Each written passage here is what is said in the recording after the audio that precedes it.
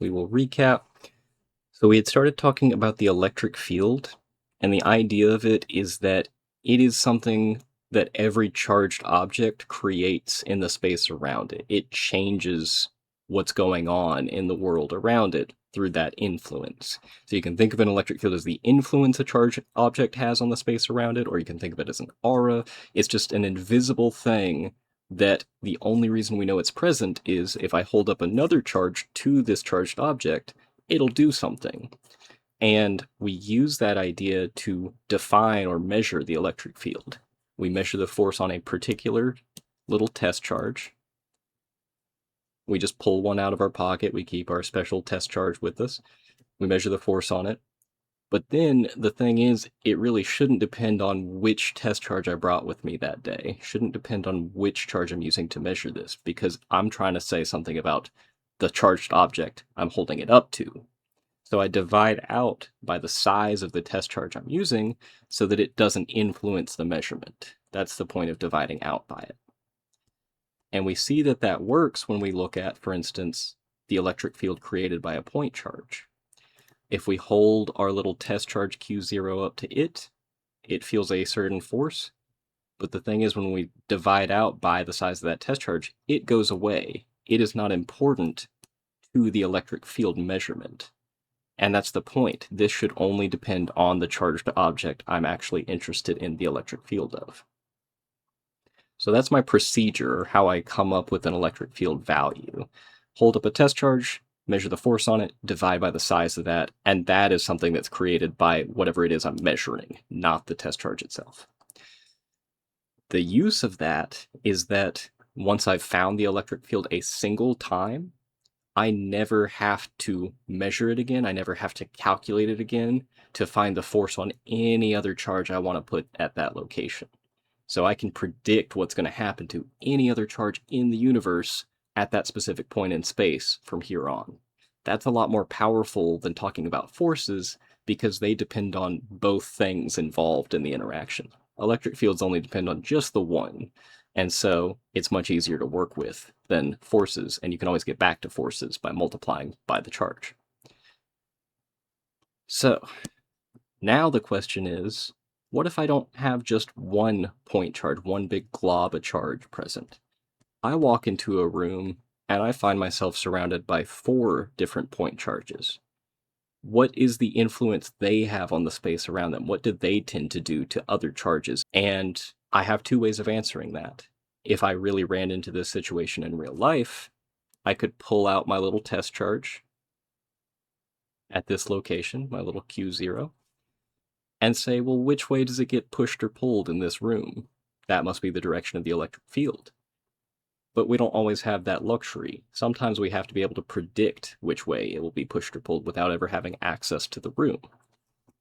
To do that, we calculate what's called the net electric field. It's the thing we measured directly if we were in the room, but here we can actually calculate it as well. How we do that is I pretend one at a time that just one of these charges is present in the room. Either just charge 1, or just charge 2, or just charge 3, or just charge 4. And I say, what would just that one do to my test charge?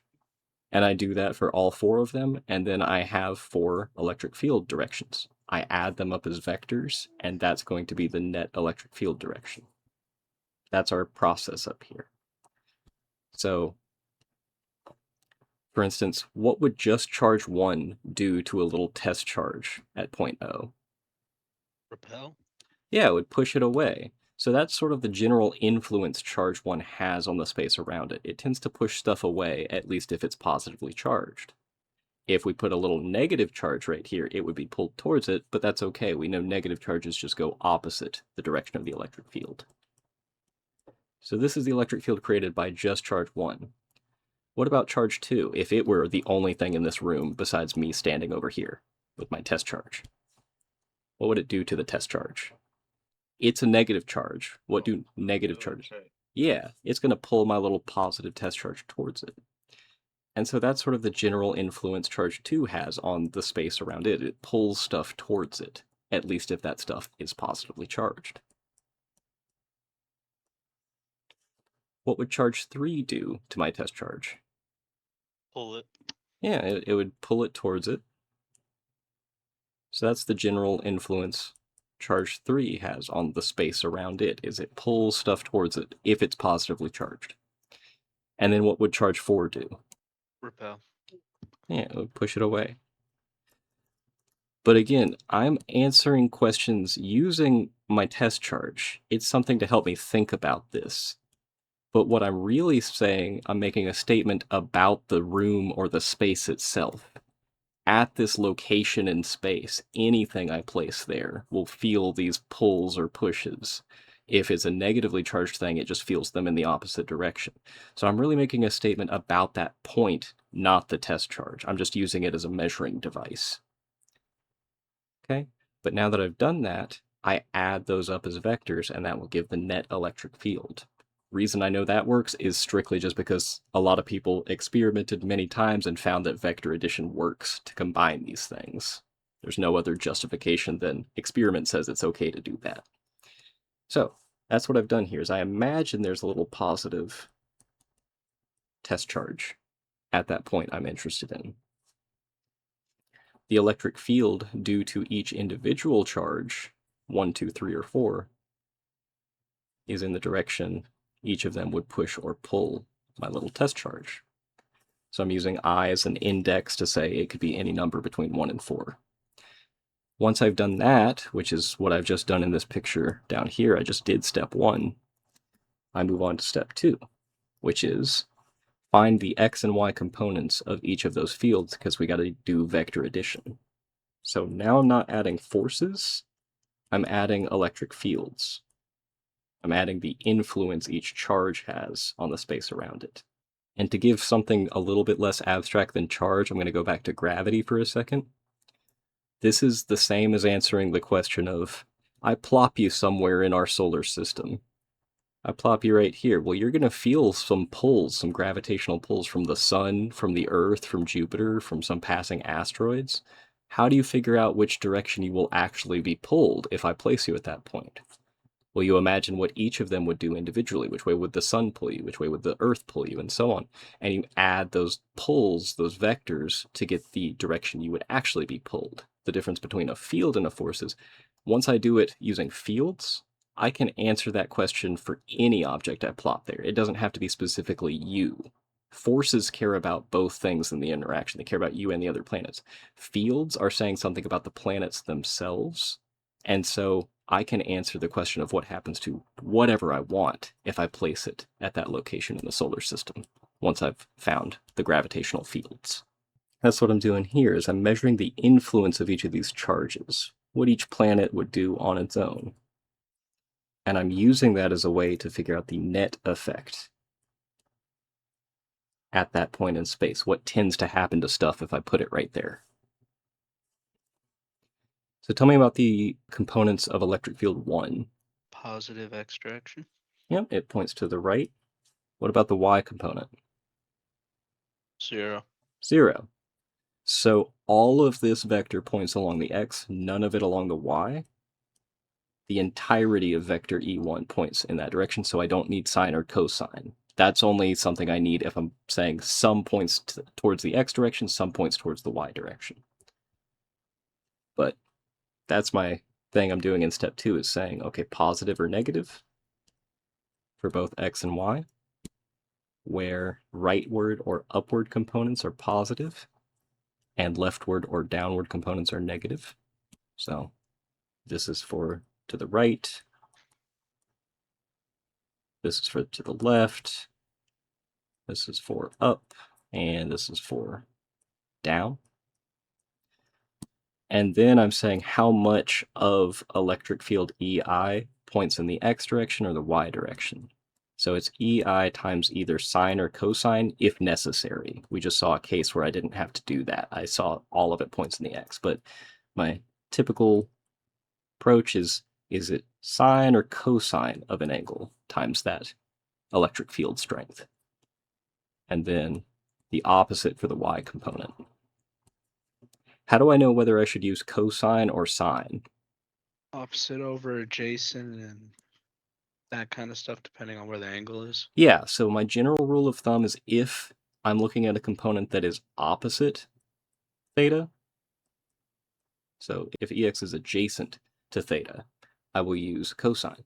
If Ex is opposite theta, I'll use sine, and vice versa for the y component. If Ey is opposite theta, use sine, and if it is adjacent, use cosine. So it's nothing about x or y. That's not the rule. It's not that x is cosine, y is sine. It's about adjacent or opposite. So components opposite theta, use sine. Components adjacent to theta, use cosine. And I know you know this, or hopefully you know this, because it's physics 1, but this is where I see the most wild answers on exams, is this specific type of problem. So I'm just really trying to hit it home. So what about for electric field 2? Tell me about its components. Is it 0 for the x? Yes, sir. What about the y? It's positive in the y direction. Mm-hmm. And all of it points in the y direction because none of it pointed in the x. All right. What about E3? Positive x, 0y. Yep, it points to the right, but it does not point up or down. And then for E4, just tell me, does it point left or right and up or down? Left and up. Yeah, so my x component would be negative for left, and then my y is positive for up. To figure out whether I use sine or cosine, I have to actually sketch in the components, though. So my vector E4, it points this far to the left. That's E4x. And it points this far up. That's E4y. To use sine or cosine, I need an angle. So I notice this is 45 degrees. So this must be 45 degrees because they are, I think the technical term is transversal angles, but it's just that if you have two lines crossing, the opposite angles are always equal to each other. Okay, so it's going to be E4 times something, either sine or cosine. For E4x, which one should I use? Cosine. Cosine, because it is touching that 45-degree angle. It's adjacent to it. So E4 cosine 45. All right, and then I know that just leaves sine for the y component, but just check that that makes sense to you. It's sine because I got to go over there. I got to go opposite my 45-degree angle to get to it. And for opposite, we use sine. My goal is to find the net electric field. How can I do that using the components of each individual field? Add them all together. Yeah. So just add down these columns. So in the x direction, I have E1, E3, and then minus E4 cosine 45. And then in the y, I have E2 plus E4 sine 45. So this is the x component of my net electric field, and this is the y component. These numbers are telling me that at that point O, this is the overall net influence that these charges have on that point in space. I don't know which way they will pull charges yet because I don't know the signs of these two numbers, but I'm about to find that. So my next step is I could put values to both of those, but only if I know what E1, E2, E3, and E4 are. But they're point charges, so I know how to find that. It's K times the size of the charge over the square of how far I am away from it. So that's step 3. Well, first of all, K is the same as always, but charge 1 is 2 microcoulombs, so 2 times 10 to the negative 6 coulombs. And my numbering is completely arbitrary. By the way, there's no special reason I said 1, 2, 3, 4. Number it any way you want. And then the distance, I was nice to myself and all of you. I made the distance the same from all 4 charges. So R1, R2, R3, and R4 are that far away from the point I'm interested in the field at. And if I calculate that, I get 4.99 times 10 to the 6 newtons per coulomb. And again, how you can read that is per coulomb of charge I could plop at 0.0, it will feel a force of 4.99 times 10 to the 6 newtons. Meaning if I plopped 1 full coulomb right there, it'll feel that much of a force. If I plop 2 coulombs there, it'll feel twice this. If I plop 3 coulombs there, it'll feel 3 times. And that works even if I'm talking about really small amounts of charge too. I just multiply by that number. Okay, I want you, just to make sure it makes sense, to calculate E2, E3, and E4. Do we have a value for E2? 1.25 times 10 to the 7 Newton coulomb per coulomb. Yep, sounds good to me. So charge 2 was negative 5 microcoulombs, but again, absolute value means the negative does not show up, should not show up, because the point of it is about the direction of that field, and that's already taken care of up here. So K is the same as before. This is negative 5 times 10 to the negative 6, but again, absolute value,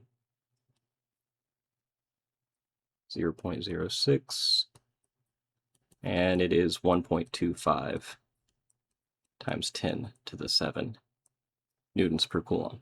So just in the presence of charge 2, that is the force that a coulomb of charge would feel. It's this many newtons of force per coulomb I place there. All right, and then what about E3? Is it 7.49 times 6? Yep, sounds good to me. But then E4, anyone have that? 10 times 10 to the 5th Newtons per coulomb. I didn't round quite as much, so I'll just call it 9.99 Yeah, I got times... 9.98. Okay, yeah, times 10 to the 6, but that's the same as the number you got, just after rounding. And what do we do with this? Plug them all into our ENet. Yeah, so that's step 4. I've added up all my components. At least I did it in terms of the symbols. Now I can actually do it with numbers. And I'm going to put that together to get ENet X and ENet Y. But then the final thing to close out is I'll have to get the overall net electric field strength from Pythagorean theorem, and then the direction of that electric field from inverse tangent. And again, I like absolute values here because it avoids confusion about negative angles and what they could mean. Okay, so for ENet X, it's what you get when you calculate that value from up there. It's just, I don't want to, I'm running out of room as it is. So 5.42 times 10 to the 6th newtons per coulomb is what you should get. And it does turn out to be positive. And then ENet Y, which is just what you get if you calculate that stuff, is 1.95 times 10 to the 7 newtons per coulomb. Also positive. What is the significance of those positives? Shows direction. Yeah, it tells me which way my net electric field points, and apparently it points which way? Up and to the right. So this is up, this is to the right. And so I'll sketch that in on my original picture, but I've run out of primary colors, so I'm just going to do a really thick green line. So it points somewhere off this way, up and to the right.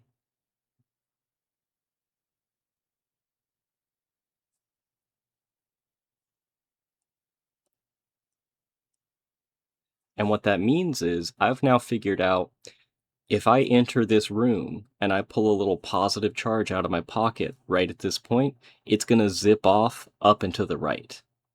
If I pulled out a negative charge, it's going to zip off down and to the left. But I now know exactly what's going to happen to any possible charge I could pull out of my pocket based on whether it's positive or negative and then how big the charge is. I just multiply the size of the charge by the electric field strength. So again, that electric field is a property of all of these four charges at that point in space. It's not a property of the thing I'm pulling out of my pocket right there. And I can find the strength of it by saying E net in total is, by the Pythagorean theorem, all this junk, which I get 2 times 10 to the 7 newtons per coulomb. I don't say positive or negative here because I already know size is all this is calculating for me. Direction is taken care of in my theta value, and I get about 75 degrees for that. So that's the last step. I'll actually make it like a curly brace, just to really try and hit home what this thing is saying. I know I'm spending a long time on it, but it's because, again, this is the most confusing thing typically for people is electric fields. So what I've found is that at this point in space, this point O, the net effect or net influence that all of those four charges have at that location is to tend to push stuff this way if it is positively charged. If it's negatively charged, it will tend to go the exact opposite direction. So the net electric field is the net, could say aura or influence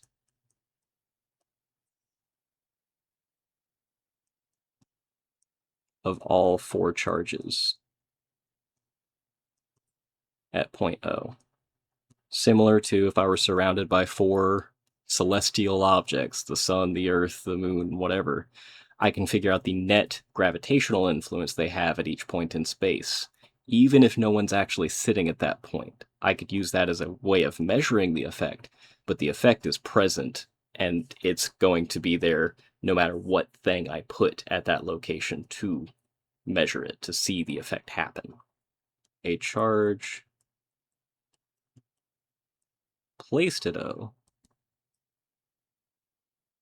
would feel a force of the size of the charge that I put at point O times the net electric field that I just determined at that point.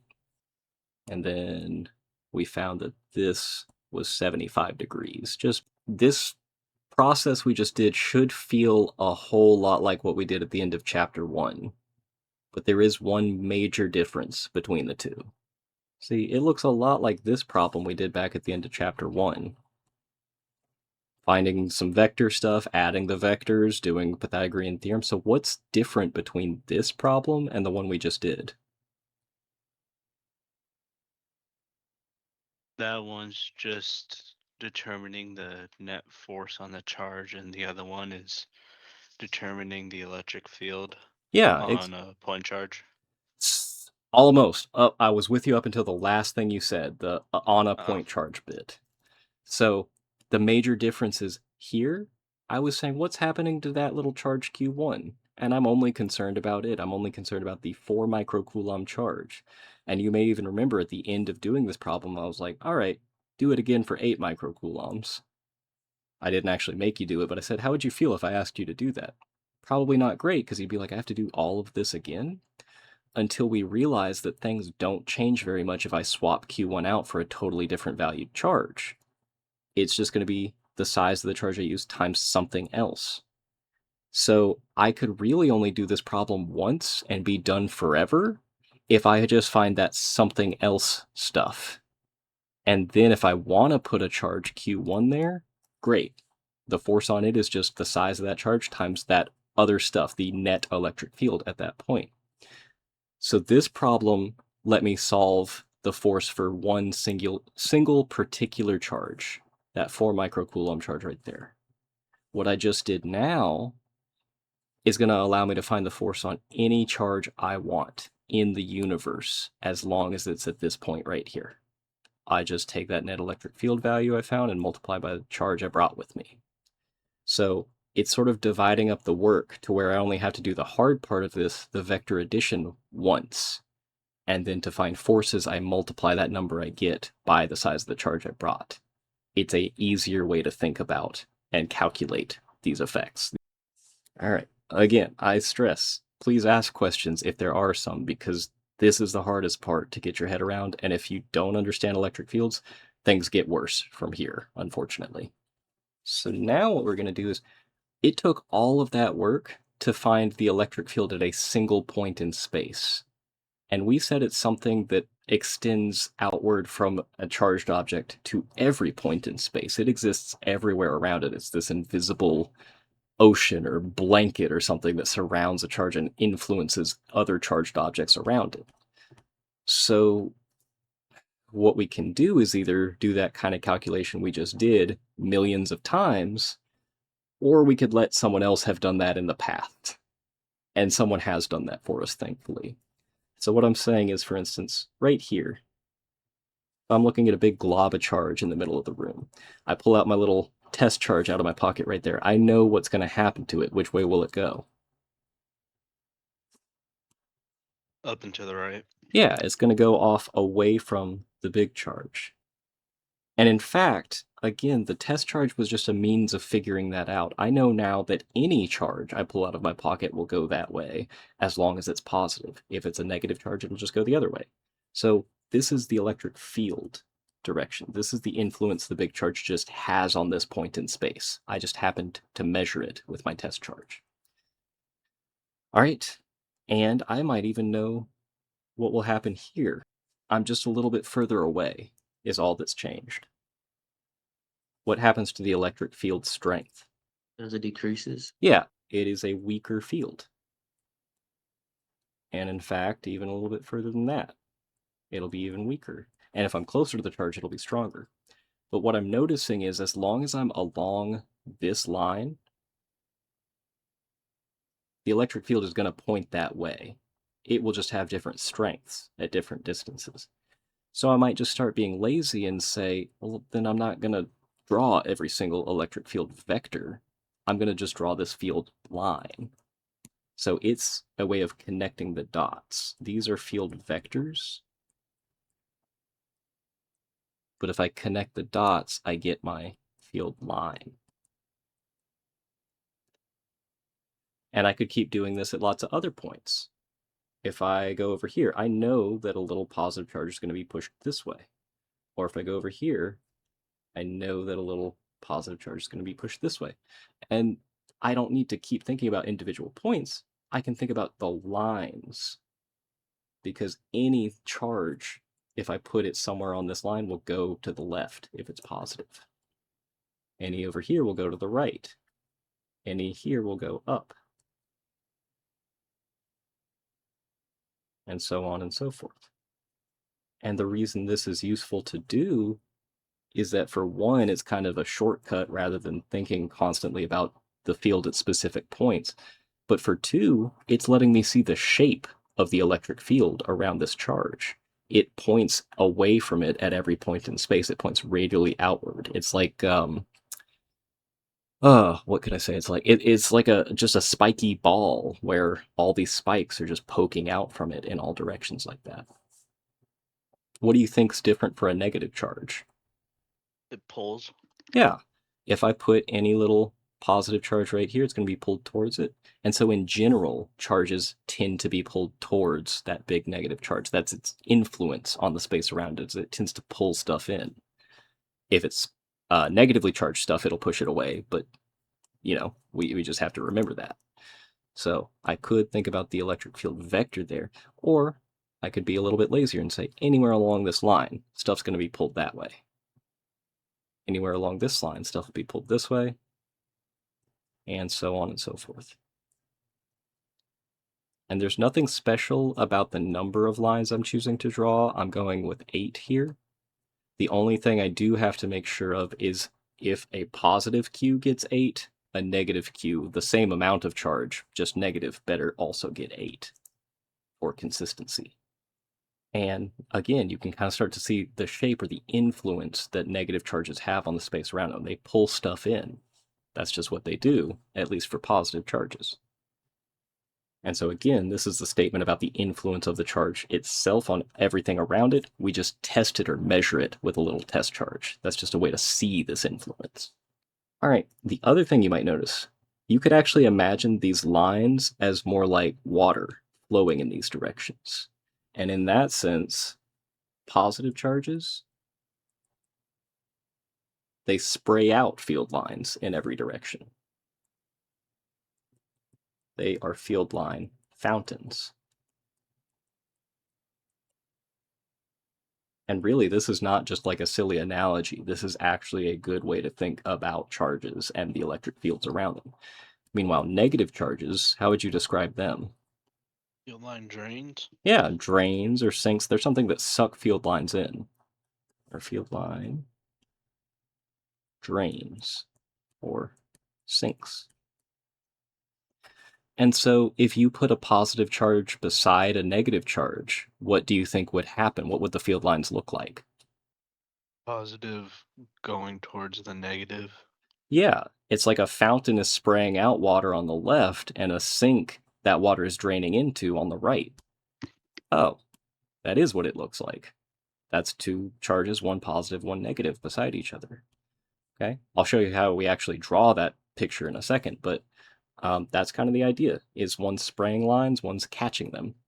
So field lines will always be away from or leave positive charges.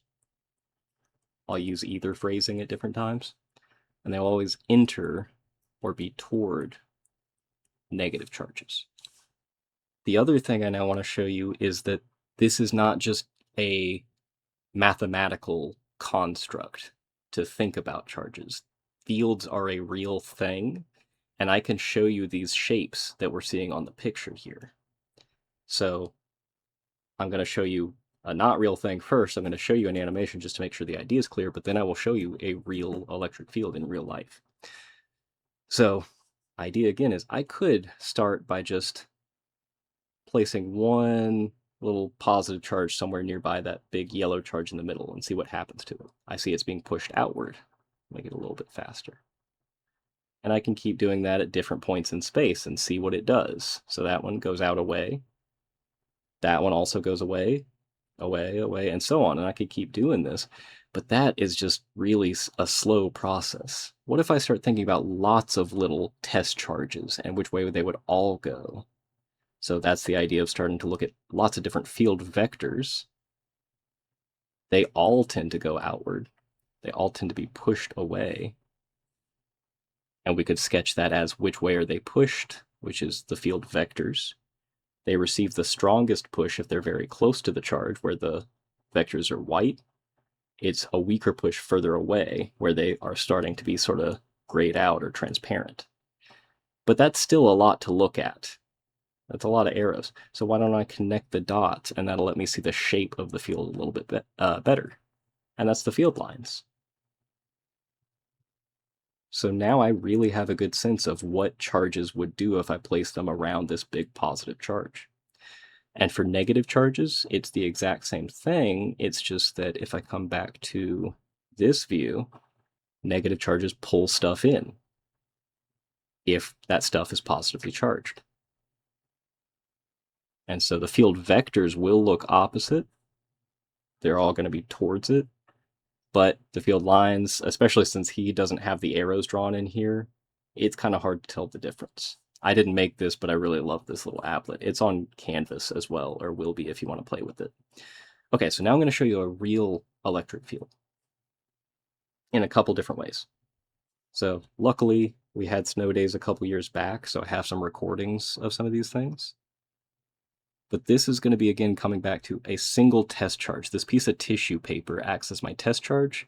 That big dome, this thing in the middle, is called a Van de Graaff generator. Its whole purpose in life is just to build up charge on that dome. That's all it does. Builds up a lot of charge there. So it's my point charge. The tissue paper is my test charge I'm holding up and seeing what happens. And you can see it's always pointing towards the center, radially towards it. So that's like taking a single test charge and holding it up at different points. But I could actually have a bunch of test charges and see what happens to all of them, and then connect the dots. And that's what you're going to see here. These are my field lines. Once I turn this on, you'll see that nice radial pattern.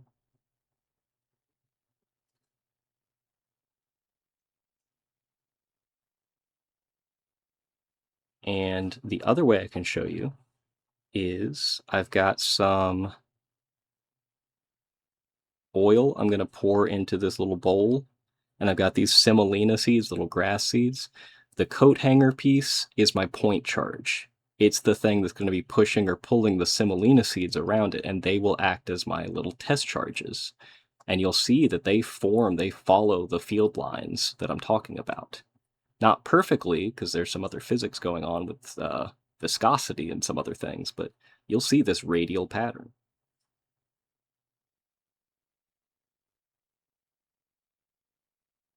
And the reason they sort of clump into each other is because once I start creating this electric field, the semolina seeds become polarized, and so they end up with their own electric fields. And then they influence the seeds around them, and that sort of makes things messy because now it's not just one big blob of charge in the middle. There's lots of charged objects.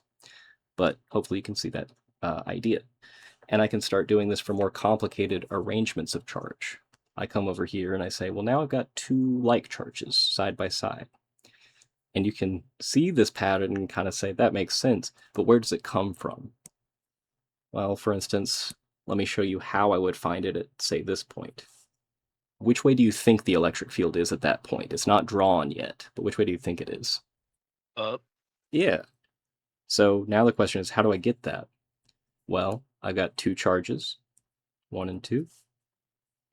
And what I'm actually plotting in this picture is the net electric field of those two charges.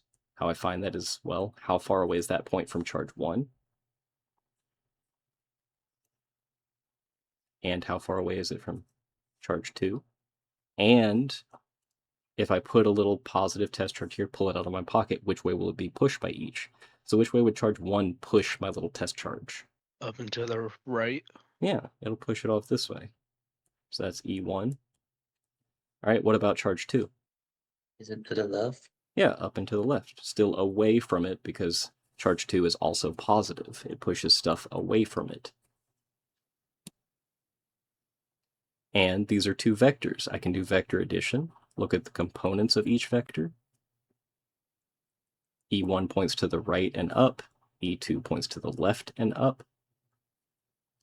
Those horizontal components cancel each other out. The vertical components add together to give an overall net electric field that points upward.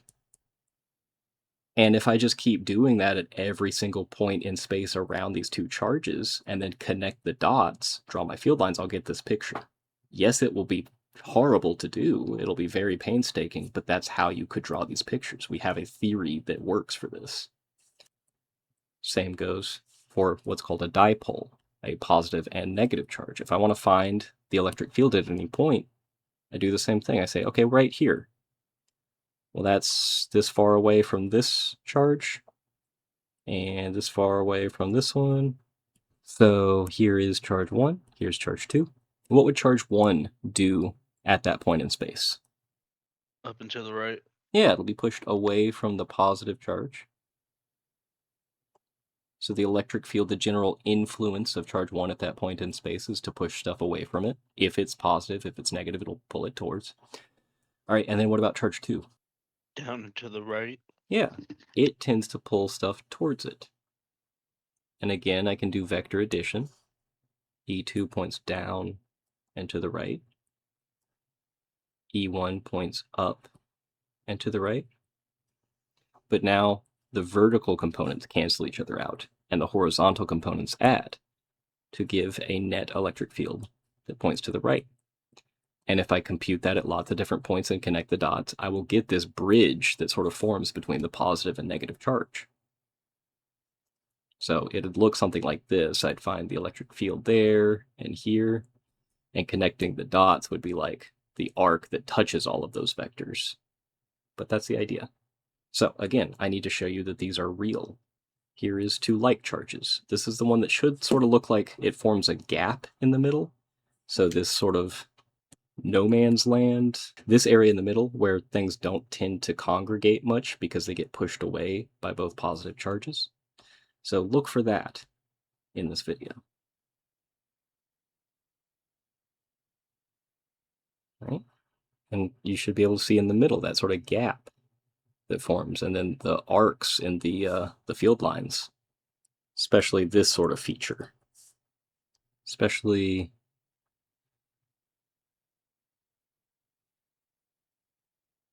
when it first starts. You see it in the middle, what I'm talking about? It's, again, not perfect because we got other physics going on here that we're not accounting for in my pictures. And finally, unlike charges. So they should form that bridge between the positive and negative charge in the middle. And they do. And you'll notice on the far left and far right, not very much happens at all. Because that's where the field lines spread out. That's where the field gets weaker. Here it's very strong, but on the sides, pretty weak. So not much happens to the grass seeds there. All right, so that is how field lines work, and that's, you're seeing the shape of the electric field now. So a couple other rules, and you'll be able to see these in these pictures. One is that the field lines are always tangent to the electric field vectors. What I mean by that is, yes, we have these nice smooth arcs. That does not mean the vectors do this, so don't draw this first part. I'm going to undo it in a second. They don't perfectly follow or conform to it. The vectors are tangent to it in that where they meet, they are in the same direction as that curve, but they can continue off in a different direction. And this is because if I place a charge, say right here, it's not actually going to follow the curve perfectly because it's got inertia. It's got this reason to want to keep going in a straight line. So it actually will sort of head off in the direction of the field vector and sort of conform to the field line, but not perfectly. It'll be pulled sort of along it, but not exactly along it. So these are my field vectors, my E nets that I've calculated everywhere. And then this is connecting the dots of them, my field line that's tangent to all of them. The next one is the number of field lines entering is proportional to the size of the charge or its magnitude. What I mean by that is if I have two charges, one is a plus Q and one is a plus 2Q, a larger charge. If I decide to give plus Q 4 field lines, plus 2Q better have 8.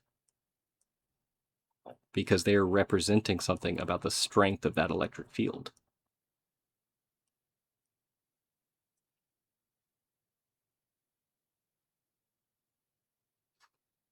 And another benefit of doing that, according or sticking to that rule, is, let's come back up to this picture.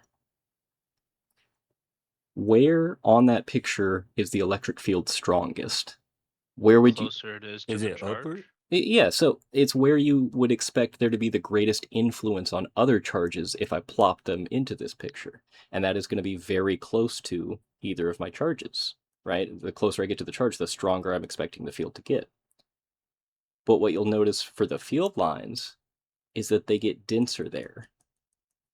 The spacing of the field lines is actually telling you how strong the field is at that location. They get farther apart where the field is weaker. So the closer the field lines are, the stronger the field is there.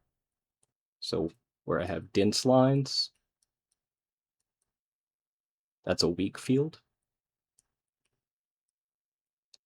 Where I have, I guess you'd call sparse lines, that's a strong field. Why are the sparse lines stronger Ooh, while the dense lines are thank weaker? you, thank you. That's a dumb... Because You are correct. The field is stronger here, and the field is weaker here. Great catch, thank you. And over here, you have a Garfield. The last rule is that field lines cannot cross. Why do you think that would be? For the sake of argument, say there was some point in space where we had crossing field lines. If I plop a charge right there, what's it going to do? Go down. Well, this is different from what I was doing up here, because this is what I did to draw the field lines in the first place. I already took account of the fact that field vectors are adding together to make those lines. This is something different. This is a problem. This is saying even after vector addition, I still find that the field points in two separate directions at that location. Physically, why would that be a no-no? So if I place a little positive test charge right here, we said that the idea of the electric field is it's in the direction that test charge would be pulled. Which way is it going to be pulled if I place it right there? The answer is I don't know. Apparently it's a 50-50 shot that it goes down and to the left or down and to the right.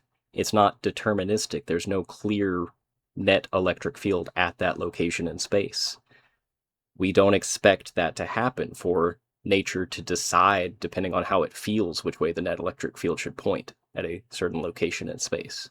It has a definite direction, so this can't happen. That's the idea, is if the field lines crossed,